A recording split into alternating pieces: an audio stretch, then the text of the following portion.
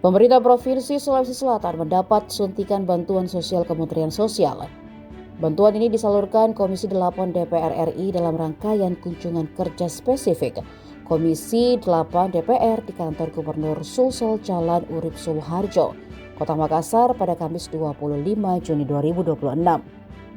Bantuan ini diserahkan Ketua Tim Kunjungan Kerja Spesifik Komisi 8, Erwin Aksa, kepada Kepala Dinas Sosial Abdul Malik Faisal di ruang rapat pimpinan.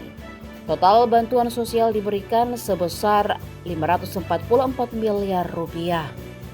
Bantuan tersebut disebar ke berbagai instansi di Sulawesi Selatan. Pertama, bantuan buffer stok logistik bencana ke Dinas Sosial Provinsi Sulsel sebesar 1,3 miliar rupiah lebih. Kemudian bantuan sosial program pemberdayaan sosial ekonomi kepada 56 keluarga penerima manfaat 254 juta rupiah lebih.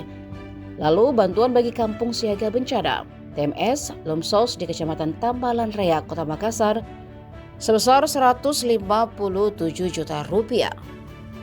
Erwin Aksa pun meminta instansi yang menerima bantuan menggunakan anggaran tersebut dalam lingkup program sosial.